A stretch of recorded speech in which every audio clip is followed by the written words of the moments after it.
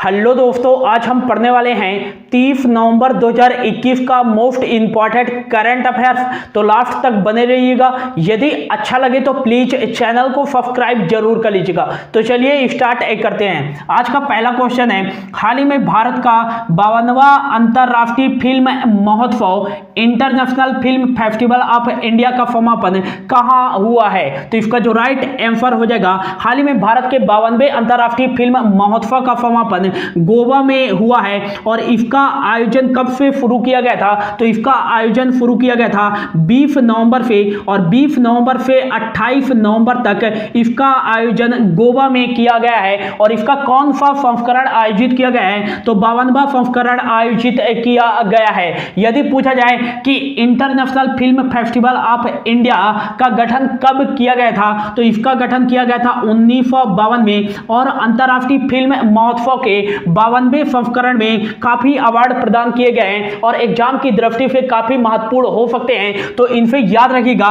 कि इसमें जो पहला अवार्ड प्रदान किया गया है, golden peacock award. Golden peacock award सर्वश्रेष्ठ फिल्म के लिए दिया जाने वाला अवार्ड होता है। और 52वें अंतरराष्ट्रीय फिल्म महोत्सव में गोल्डन पीकॉक अवार्ड 2021 से सम्मानित किया गया है रिंग वांडरिंग फिल्म को। यह जापान की एक ड्रामा फिल्म है जिसको प्रदान किया गया है गोल्डन पीकॉक अवार्ड।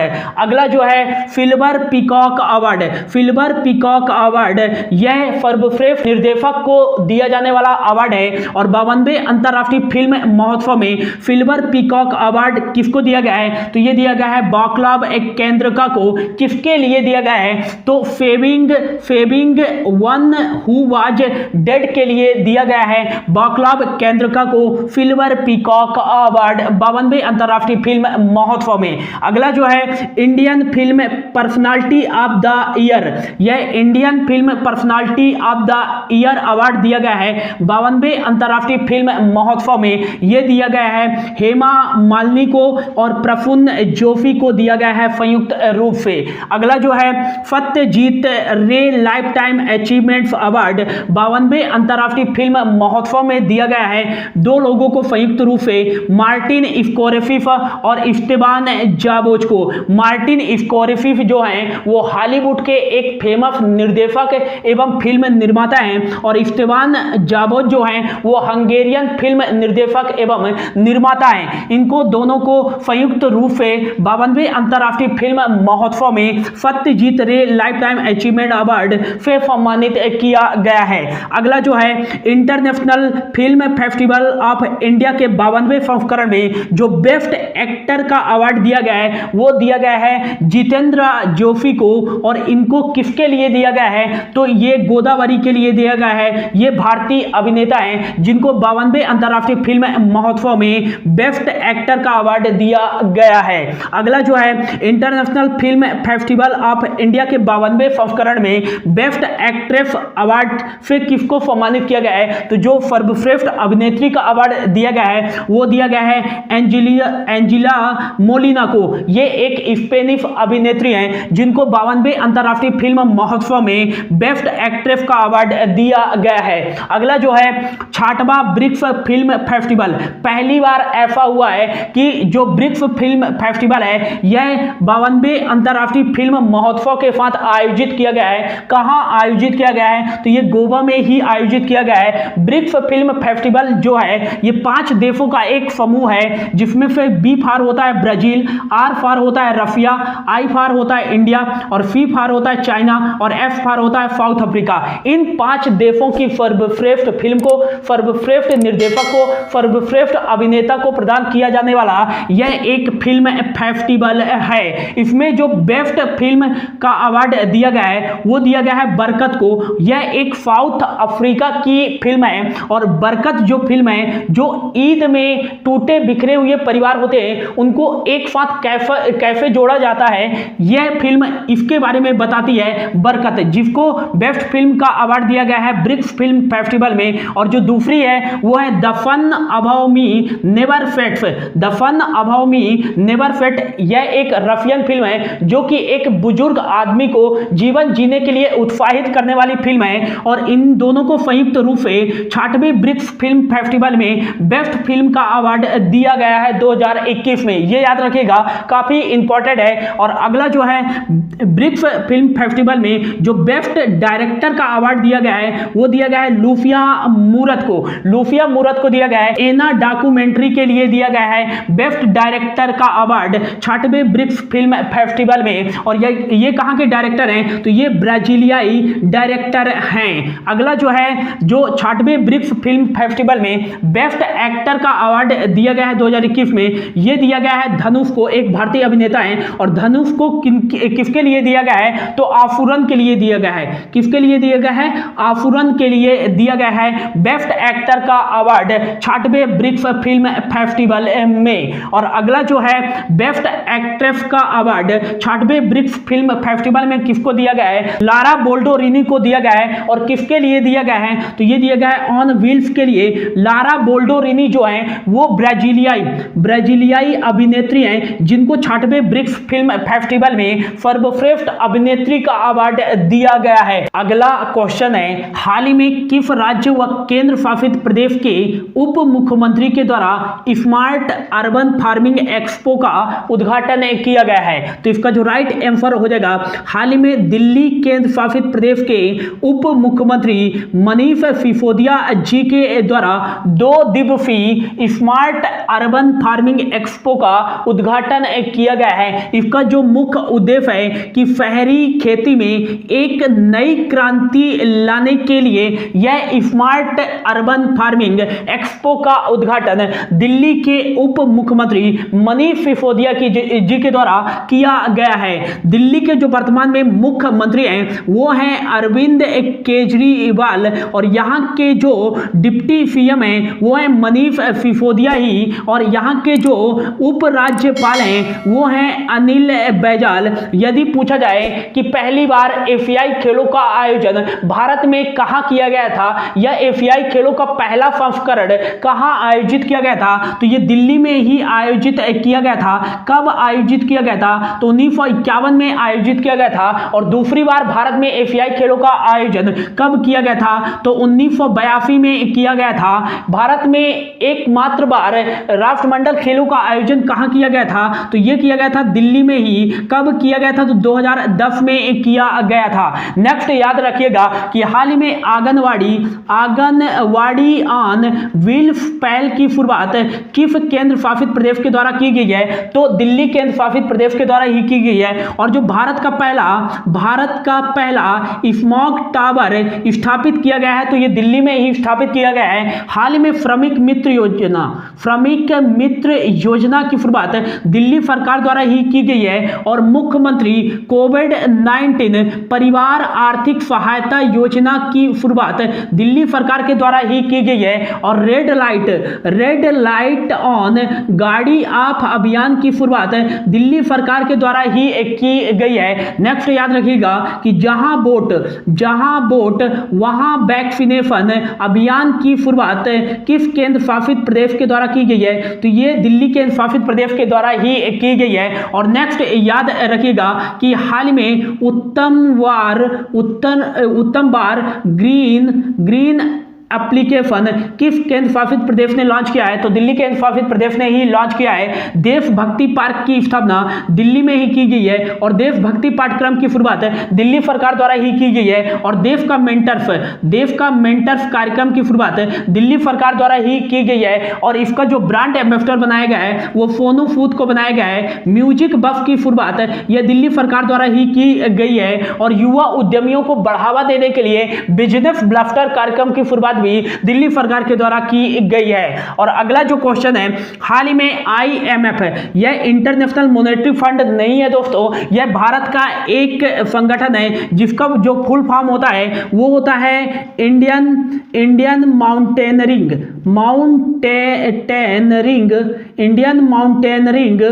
फाउंडेशन। इसका फुल फॉर्म होता है इसका फुल फॉर्म होता है। तो क्वेश्चन बोल रहा है कि हाल ही में आईएमएफ की पहली महिला अध्यक्ष कौन बनी है? तो इसका जो राइट आंसर हो जाएगा, हाल ही में इंडियन माउंटेनरिंग फाउंडेशन की जो पहली महिला अध्यक्ष बनी है वो बनी है हर्षवंती बिष्ट जी बनी है। हर्षवंती बिष्ट जी एक पर्वतारोही हैं और ये कहाँ के पर्वतारोही हैं? तो ये उत्तराखंड से बिलोंग करते हैं। इन्हें ही इंडियन माउंटेनरिंग फाउंडेशन का पहला महिला अध्यक्ष चुना गया है। नेक्स्ट याद रखिएगा कि इंडियन माउंटेनरिंग फाउंडेशन की स्थापना 1957 में की गई थी, लेकिन इसके न्यू बिल्डिंग की स्थापना 1980 में की गई थी और इसका जो उद्घाटन किया गया था वो प्राइम मिनिस्टर इंदिरा गांधी जी के द्वारा किया गया था। इसका जो हेडक्वार्टर है वो स्थित है नई दिल्ली में, ये भी याद रखिएगा। जो इंडियन माउंटेनरिंग फाउंडेशन है ये भारत में जो हिमालय का पर्वतारोहण वाला अभियान है उसका संचालन करता है यह फाउंडेशन, इंडियन माउंटेनरिंग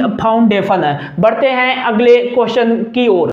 अगला क्वेश्चन हो जाएगा, हाल ही में पर्यटन को बढ़ावा देने के लिए स्ट्रीट प्रोजेक्ट किस राज्य ने शुरू किया है? तो राइट आंसर हो जाएगा, हाल ही में केरल राज्य ने जिलों में पर्यटन को बढ़ावा देने के लिए और लोगों को आकर्षित करने के लिए पर्यटन के प्रति स्ट्रीट प्रोजेक्ट शुरू किया है। स्ट्रीट का जो फुल फॉर्म हो जाएगा वो हो जाएगा sustainable, tangible, responsible, experiential and ethnic tourism hub, इसका फुल फॉर्म हो जाएगा।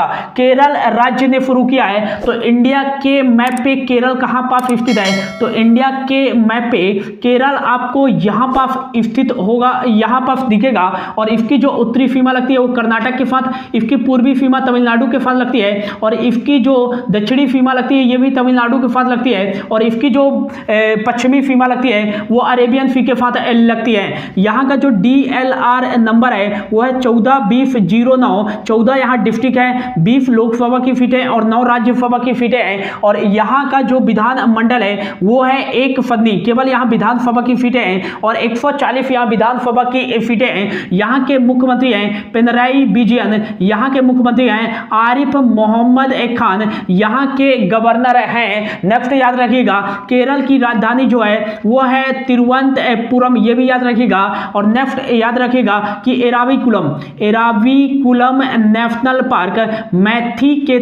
मैथीकेतन Shola national park, Pampadum Shola national park और साइलेंट वैली नेशनल पार्क, ये सभी नेशनल पार्क कहाँ स्थित हैं? तो केरल में ही स्थित हैं। और केरल का जो 2 फेमस शास्त्रीय नृत्य है वो है मोहिनीअट्टम।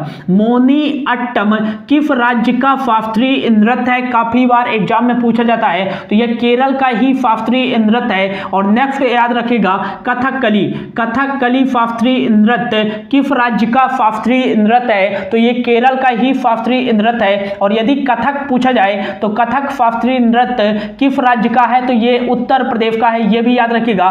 केरल में ही स्थित है 4 इंटरनेशनल एयरपोर्ट, उनमें से है त्रिवेंद्रम इंटरनेशनल एयरपोर्ट, दूसरा जो है कुन्नूर इंटरनेशनल एयरपोर्ट, तीसरा है कालीकट इंटरनेशनल एयरपोर्ट और चौथा जो है मोस्ट इंपॉर्टेंट वो है Cochin international airport. Cochin international airport सौर ऊर्जा से संचालित होने वाला पूरी तरह से दुनिया का पहला इंटरनेशनल एयरपोर्ट है, ये याद रखिएगा। इसे champion of the earth award से भी सम्मानित किया जा चुका है और संयुक्त राष्ट्र के द्वारा बेस्ट पर्यावरण अवार्ड से भी सम्मानित किया जा चुका है। हाल ही में केरल सरकार के द्वारा पिंक प्रोटेक्शन परियोजना की शुरुआत की गई थी। महिलाओं का संरक्षण करने के लिए यह पिंक प्रोटेक्शन परियोजना की शुरुआत है केरल राज्य सरकार के द्वारा की गई थी। और हाल ही में नॉलेज इकोनॉमी मिशन की शुरुआत है केरल राज्य सरकार द्वारा ही की गई थी। स्मार्ट किचन योजना की शुरुआत भी केरल राज्य सरकार द्वारा की गई थी। और नेक्स्ट याद रखिएगा मातृ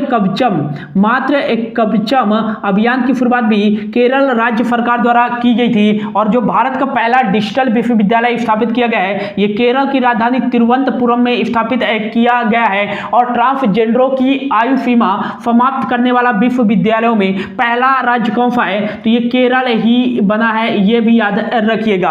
अगला जो क्वेश्चन है कि हाल ही में मरियम वेबस्टर ने 2021 का वर्ड्स ऑफ द ईयर किसको नामित किया है? तो इसका जो राइट आंसर हो जाएगा मरियम वेबस्टर ने 2021 का वर्ड्स ऑफ द ईयर नामित किया है वैक्सीन को नामित किया है मरियम वेबस्टर ने 2021 का वर्ड्स ऑफ द ईयर। और 2020 का जो मरियम वेबस्टर के द्वारा नामित किया गया था वर्ड्स ऑफ द ईयर, वो नामित किया गया था पेंडेमिक को, ये भी याद रखिएगा।